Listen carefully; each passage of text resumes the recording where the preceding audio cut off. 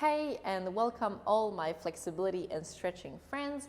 If this is your first time here, my name is Alex, and today I'm going to talk to you about the most efficient ways to stretch based on science and research. So I have read research about what is the most effective way to stretch, as well as I have read books about it, and I have also done heaps of research throughout my own training and seeing what works best for my client. Today, I'm going to quickly explain you the two most efficient ways to stretch, and then I'm going to give you examples of exercises you can do for your front splits, for your middle splits, and for your shoulder flexibility. So the two most efficient ways to stretch based on science are 1, static stretching, and 2, PNF stretching. So we're going to quickly start with what those are. So static stretching is what you probably have heard about before. It's the get into your stretch and relax and hold it.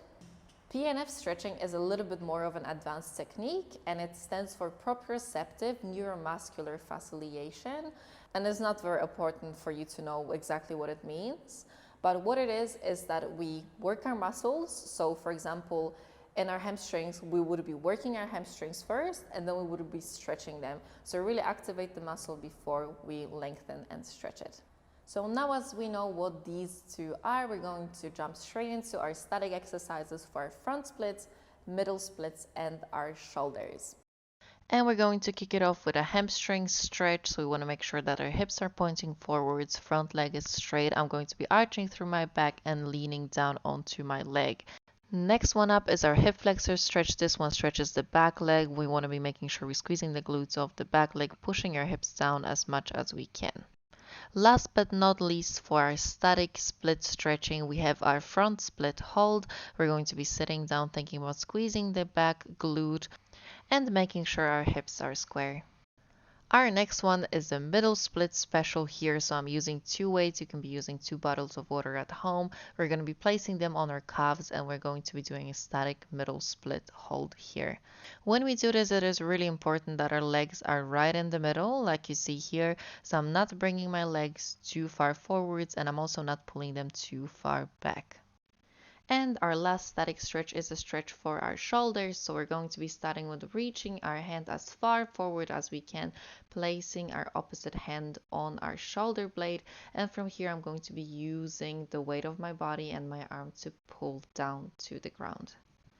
So now as you know some good static stretches you can do for your legs and your arms, I'm going to give you PNF stretches you can do for your front splits, your middle splits, and for your shoulders.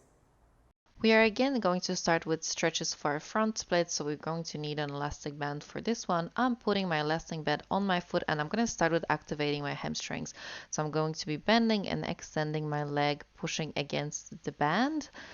When we are done with our 10 repetitions, we're going to be extending through that leg as much as we can, squeezing our quad so our leg is straight, pulling as close as we can to our shoulder. When we are done with 30 seconds of that, we're again going to be pushing our foot against the band for another 10 repetitions. Once we're done with 10 repetitions, we are again going to do a static stretch, pulling our leg as close as we can to our shoulder for another 30 seconds. For our middle split PNF stretch, we're going to start with getting into a froggy 90 degrees in our knees and 90 degrees in our feet. From here, I'm going to be coming as far down to the ground as I can, holding for 30 seconds. After 30 seconds, I'm going to engage my adductors, pushing my knees into the ground as much as I can. After 30 seconds of that, I'm again going to relax and try to open my legs as wide as I can. You can repeat this little sequence as many times as you like. For our PNF shoulder stretching, we're going to need a box or a chair. We are going to start with reaching our hands as far forward as we can. I'm going to be pushing my hands against the box, engaging my core.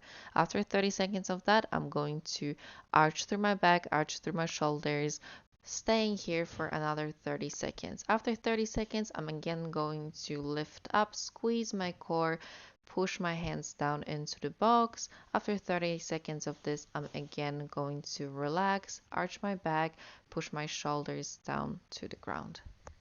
So now as we know the exercises and how to use them, feel free to add it to your routine.